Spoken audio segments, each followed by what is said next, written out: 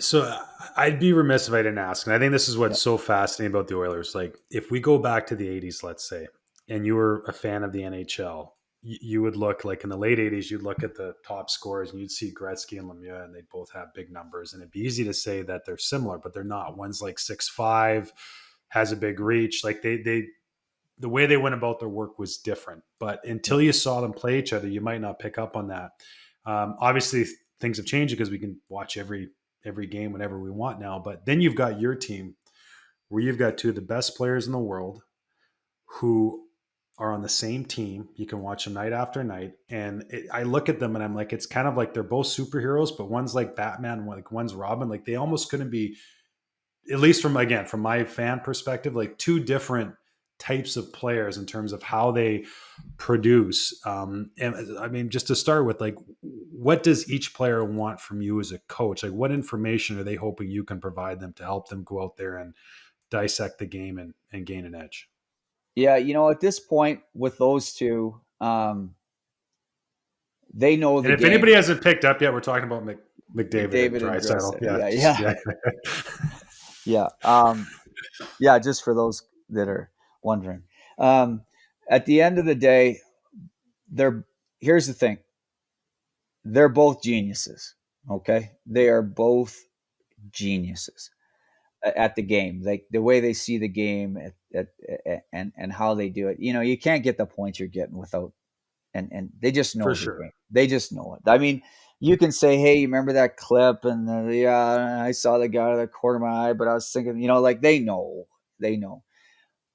In saying that, though, both those players, I can tell you 100%, and this is good for coaches out there. They still want to be coached. They want to be coached. Connor wants to be coached. That's the beauty of this.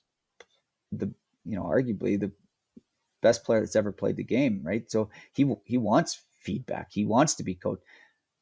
Again, they don't want it in their face every day, but if there's something they want to be told because their desire to be the best is what overrides everything else in their game. I think the only thing bigger than their desire to be the best is their desire to win. So at the end of the day, they want to be coached, and you coach them not any differently, um, but it's probably less frequent. But when you do see something, they want to know. So if you see something in their game, and you know, hey, and this is every top player. Hey, you're swinging away from some things too much. They want to know. They want to know that if you see that in their game, they want you to tell them, hey, okay, here's where you did it. Here's where you did it, and they're okay. I got it. I got it. Because their desire, they're like, again, going back to this internal why thing, their internal why is they want to be great and they want to win. So they don't want not to be coached.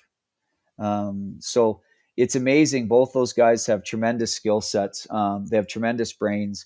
They each are, yeah, a little bit Batman and Robin. Leon's a big, strong guy who can stand and hold people off. Connor does it the other way. He's so quick and strong that he just rolls off people and takes things to areas. Leon likes to distribute. They can both distribute. Leon distributes a little more. And then together they're just lethal because they can read off each other. And maybe sorry, and I Paul, if I said Batman and Robin, that wasn't the analogy I was going with. It probably should have been like Batman and Iron Man. I got a Yeah. 4-year-old, a lot of superheroes on the brain these Oh yeah, days. yeah. So No, there's so tons. I wasn't trying to position that. I just wanted like that one. Yeah. I mean, they're both remarkable.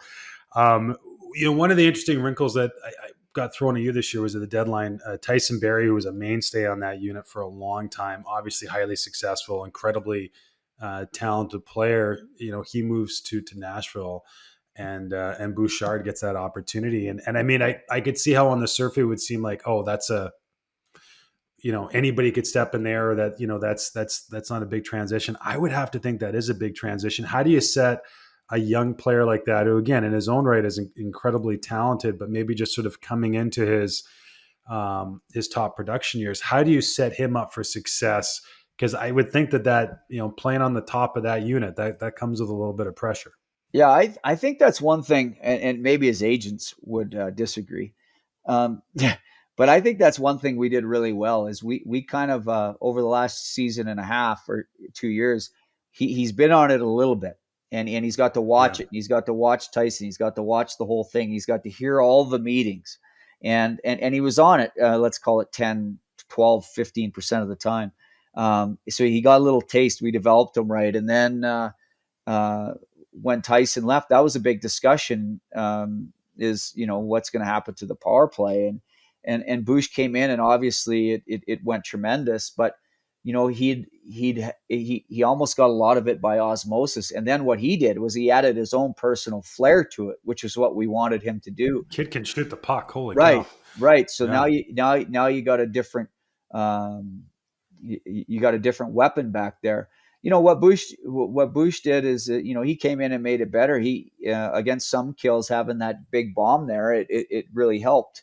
Um, his challenge, obviously, on the power play was to make sure he distributed to the players at the right time, and I don't want to get too much into it, but the one thing with the Edmonton power play is, everybody used to talk about, we need a quarterback. We don't need a quarterback. We need somebody that that is a facilitator of the power play. It's not going to run through the guy at the back. The back guy is a facilitator, and what he's going to do is his job is to make the right reads and get the puck in the hands of Leon, Connor, and Nuge at the right times, and that's his biggest challenge. And then what we wanted him, and I remember telling this to Tyson Barrie when I first met with him when he came over to us. I want you to add your own flair to this power play too. We've got this structure, and when you're what your reads are, and we go through them, but we also need your own personal flair on the power play to make it better. And Yeah. Bush's personal flair was, obviously that shot, and he saw those reads, and he knew what those were over the last year and a half, and he came in seamlessly. So I think that for me was just a good job of developing a little bit, and you saw a kid who could step in, and there was no gap No. in between him and Bear. And one thing, I got to say this about Tyson Barrie, and I'm a big fan of Tyson Barrie. It was a really hard trade on a lot of people in our organization I because he bet. was a very, very well liked guy, very good teammate in the locker room. I can see why even when he went to Nashville, there that team just kept going because he brings some flair and energy to your room, and he's a good player. And at the end of the day, he 2 days after he was traded, or a day after he was traded, he let Bush know, hey, you can do this. You've seen it long enough. You'll make the reads. You know what to do. How cool is that? So it's a pretty classy thing from a veteran player. No kidding. No kidding. You talk about road hockey.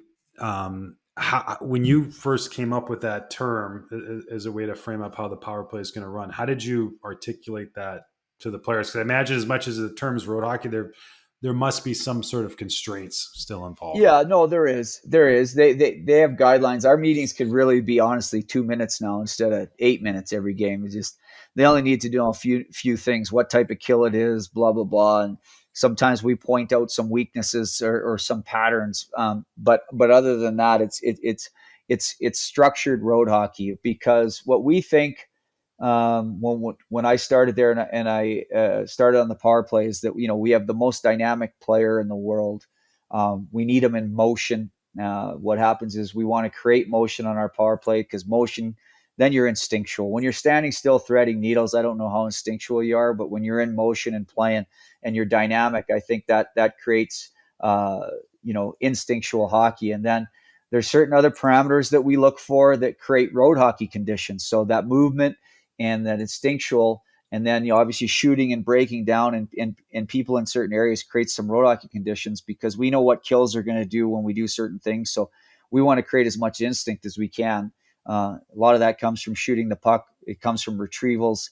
It comes from just obviously motion, and all that creates some unpredictability. We move pieces around to create different looks because each guy has a different skill set and can do some things better than others when we move the top three guys around. So um, at the end of the day, that's kind of the light structure of the power play. But where it all came from is I almost should send an apology note to Brendan Morrow and Jamie Benn in Dallas because I tried to chess piece that power play in Dallas when I was first coaching, and it didn't work. And so that term road hockey was a term that kind of evolved and came to me. We used to play it all the time in Hudson Bay. That's all we talked about is road hockey when we grew up. And I tried to be a little bit too much of a chess master when I first started in the league. And uh, you know what, you live and you learn and you grow. That's part of being a coach. So that road hockey term kind of came from some of my failures.